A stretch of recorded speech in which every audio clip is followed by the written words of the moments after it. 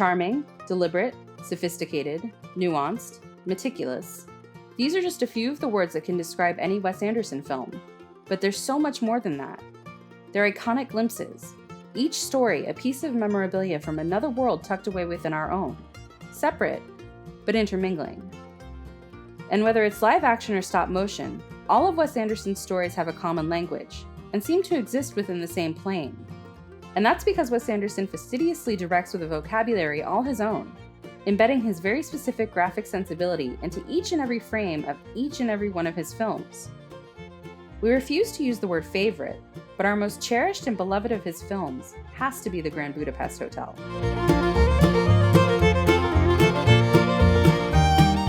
When it comes to examining the production design of a Wes Anderson film, it's hard to know where to begin. His films are so layered, so rich, so full of detail with so much care in every single shot. He even goes so far as to change the aspect ratio of every time period. Today's standard widescreen aspect ratio of 1.85 to 1 for 1985, the 2.35 to 1 aspect ratio that was popular in the 60s for 1968, and the Academy ratio of 1.37 to 1 that was commonplace during the studio era for 1932. So let's start with the big picture and work our way in from there. Let's start with the world, the fictional republic of Zubrovka, in which the film takes place. To create such an imaginative place, a storybook tale within a story that still feels grounded in reality, Wes Anderson worked with a team of varied expertise to execute the specifics of his vision. Costume designer Milena Canonero, lead graphic designer Annie Adkins, cinematographer Robert D. Yeoman, and production designer Adam Stockhausen. Both Yeoman and Stockhausen previously worked with Anderson on other films, so they had an understanding of the overall aesthetic that he was going for. The team worked tirelessly, doing a ton of research to create all of the elements that would make Zubrovka believable as a real place. Original architecture, postage, newspapers, government documents, money, fashion, etc. But it wasn't just the visual tactics that pulled us in, it was the clever approach of creating a story within a story. We start in a muted, monochromatic cemetery with a girl visiting a grave and opening a book. We then move into the book, to a less muted and more colorful office where the author is about to take us further in, to his story. As with any account that's passed through multiple filters, these layers upon layers make the fantastic more believable. And to help further that, actual locations were used and manipulated to ground the story in a sense of reality.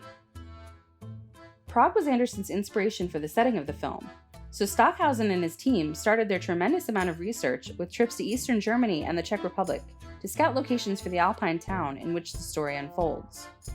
As Anderson wanted a pastel palette for the portion of the story that takes place in 1932, Stockhausen also visited the Library of Congress to sift through their collection of photochrome postcards from the 1920s and 1930s, looking specifically at hotels on hillsides and other grand structures.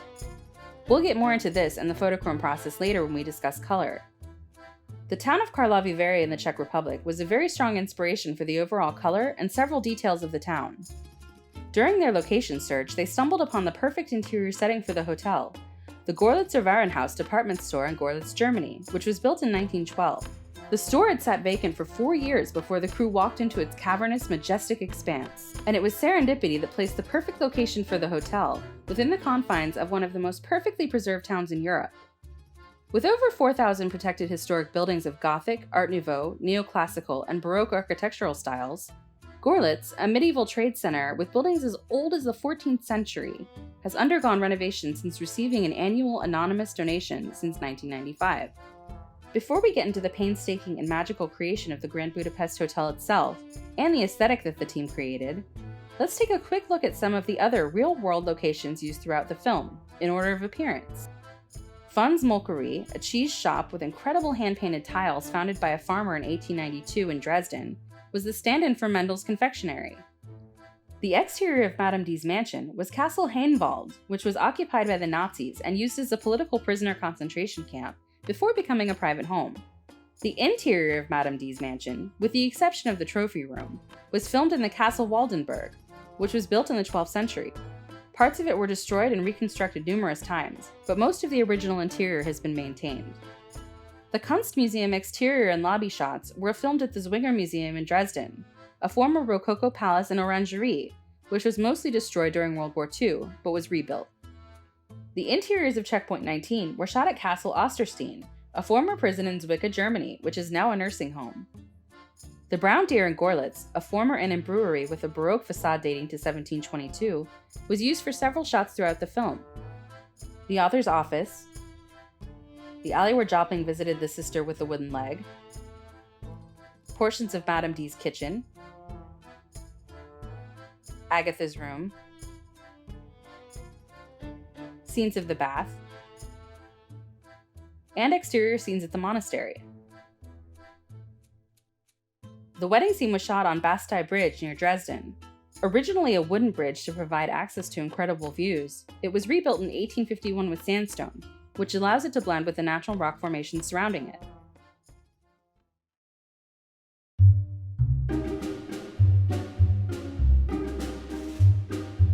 Using real locations is always a challenge, as Anderson is very exact when it comes to the types of shots that he would like. Stockhausen likens production design to problem solving. So often, real locations would have to be manipulated or even reproduced to allow for filming. And sometimes spaces need to be very creatively constructed to get the perfect shot. The scene where Gustav and Zero are in their private train cabin and are stopped by the army, and the scene later in the film where Henkels peers into and sniffs the empty freight train, are the first examples. Since it was decided that the most convincing way to pull these shots off was to film the trains from the inside out as they approached their destinations, only a small area of view was needed. The crew created the private car using a very simple but sumptuously dressed timber frame. Similarly, they crafted the interior of the freight train from repainted siding. The result? Completely convincing scenes that blend seamlessly with the world around them. Both were placed on tracks and pushed manually on a tracking dolly, with the camera and actors in place. One other fun bit of problem solving involved the iconic Mendel's pastry boxes, containing courtesan au chocolat, which seemed to magically fall open. Using some ingenuity and thinking outside the box, the team devised a very complex rig of someone hiding beneath the table and pulling a fishing line to create the completely elegant movement of the box sides toppling. Remember how we mentioned earlier that we think of the movie as a bit of a storybook tale? Well, you can definitely see that in the visuals throughout. They look like pictures from a book, but with depth. And that's due to the use of miniatures and matte paintings, which created some of the most striking elements within the Republic of Zubrovka. In fact, most of the effects and locations throughout the film were created by hand, which created a world that looked more real and lived in. Very little CG was used. And as far as examples, two of the most striking landscape scenes, the opening scene of the author's story with the stag atop a slender, precarious peak, and the snowy mountaintop observatory with its delicate viewing platform, were both composed of miniatures and meticulous matte paintings by Simone de Salvatore. Both of these were inspired by real locations. The Academy Zubrovka High Mountain Observatory was inspired by the Sphinx Observatory in Switzerland, one of the highest altitude buildings in Europe, built in 1937. It stands regally at approximately 11,700 feet above sea level and has a public viewing deck with views of some of the most prominent European peaks, including the Eiger. The stag was inspired by the Deer Leap Lookout, which sits overlooking Karlovy Vary and is accessible via a funicular from the Grand Hotel Pup, one of the locations that inspired the Grand Budapest Hotel itself. And of course, there is the most grand miniature of all, the full exterior at least, the hotel. Let's start on the exterior and work our way in. Measuring at approximately 14 feet wide by 7 feet tall, the model for the hotel was filmed against a green screen and superimposed digitally against a snowy alpine mountain landscape. And atop a symmetrical, almost perfect archetypical mountain, complete with funicular, made of cardboard, from the town below. The landscape surrounding the hotel is inspired by the work of 19th century landscape artist Caspar David Friedrich, whose work had an impact on the aesthetic of many aspects of the film. The hotel itself, at least the 1932 version, with its bubblegum and pale pink exterior, is inspired by an amalgam of fragments of real hotels throughout the Czech Republic and Germany, such as the Hotel Adlon in Berlin and the Grand Hotel Pup and the Palace Bristol Hotel, both in Karlovy Vary. It contrasts haughtily against the always snowy landscape in the 1932 sequences. On the other hand, the uninviting 1968 version of the hotel that's lost all of its charm is an uninviting Soviet-era fortress that's been stripped down of all of its life, color, and whimsy that the building had during its heyday. Let's take a look inside. If Anderson hadn't told us in the previous frame that we were in the year 1968, we would have known immediately from the lobby. It's also very clear that we are now in a space that was once much more luxurious and welcoming, as is apparent from the few remnants of grandeur. The wide bifurcated stair to the rear of the space, and the golden-toned marble still cladding the pilasters and beams on the perimeter of the room, which give us a sense that something is off with the scale, almost as if it's much smaller than it once was. Contrasting with these remnants are the communist-era elements that create a space in which you don't really want to remain for too long. An unrelenting plane of cold lighting overtaking the ceiling, regimented and impersonal wall cladding, blunt, non-integrated signage randomly scattered about, all in a room of drab, harsh autumnal color tones, as if the world outside has penetrated and overtaken the one within, speaking very much to the era. Even the other patrons blend. This spills, of course, into what we are sure was once the Grand Ballroom, and is now a sadly lit, empty hall. Once again inspired by photochrome postcards and the work of Caspar David Friedrich, Anderson commissioned artist Michael Lenz to paint the large wall mural, a relic of bygone times. The dining hall is a real location, which, aside from the mural, burnt orange carpeting, and table setup, was filmed in Gorlitz's Stadthal, a performance hall built in 1910 that had sat vacant for years.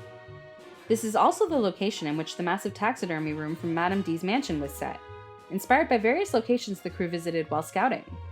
The street-level exterior of the hotel was constructed and shot in the parking lot of this building. Allow us to take a moment to recognize the brilliance of Adam Stockhausen in the art department. Remember how I mentioned a bit ago that the lobby felt a little smaller than it should and out of scale? Well, there's a reason for that. The 1968 lobby set was built within the confines of the more monumental and ornate 1932 lobby, so that it could be removed and the entire space could be changed for filming over the course of a weekend. And what a change! Using the incredible bones of the Gorlitzer Warenhaus with its grand staircase, marble columns and beams, ornate railings and archways, opulent chandeliers, fantastically detailed archways, and absolutely stunning and intricate glass atrium, Stockhausen transformed the empty space into a lively, bustling lobby. With some bold rugs, carefully selected furnishings and plantings, which represent a life that's lacking in the 1968 hotel, additional coordinating light fixtures, the bubblegum pink walls of the guest rooms, and a little CG to heighten the space from 3 to 6 stories, we were transported to not just another time, but another feeling altogether. If you look up the Municipal House in Prague, you'll see unmistakable inspiration for the lobby design. Something you'll notice about the hotel, no matter the year, is that its colors stand out from the rest of the film's more monochromatic and muted palette. Within the Grand Budapest, everything is more cheerful and saturated. We've mentioned the word photochrome a few times now, and earlier we talked about how photochrome prints became the basis for the vivid pastel color palette of the 1932 sequences. But what is it? Photochrome is the process of introducing color to black and white photos before color photography was available. It's fitting that such a forgotten method of capturing the past would be the influence for the aesthetic of a forgotten past, of lost grand palaces of leave and leisure. But back to the hotel itself. The hotel is always vibrant and alive. There is always movement and unpredictable activity within the walls, where the rest of the world is in more of a slow, still state. Any movement feeling orchestrated or monotonous. And every hotel in the movie is like this. As we are introduced to each hotel that's a part of the Society of Crossed Keys, we see that each has its own unique, vivid color scheme. Color follows the characters from within the hotel whenever they venture out, almost as if they are taking the optimism of the hotel along for their journey. It's with them on the train as they travel, it's on the carousel and in the room with Zero and Agatha, it's with Monsieur Gustave when he's imprisoned. And you might notice that the yellow within the prison becomes more saturated as his hope becomes more palpable. But then, it's not.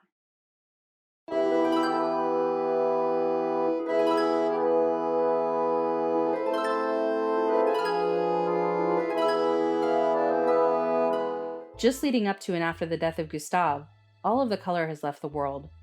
The adventure is over. The war that was always just outside of the frame is upon us. As we abruptly return to 1968, the color is restored, but things aren't quite as bright. And then, in the overarching timeline of 1985, the tones become more true. We find there's a little less color in the world, and we see it as it is, without the interference of oppression or optimism, a little more honest.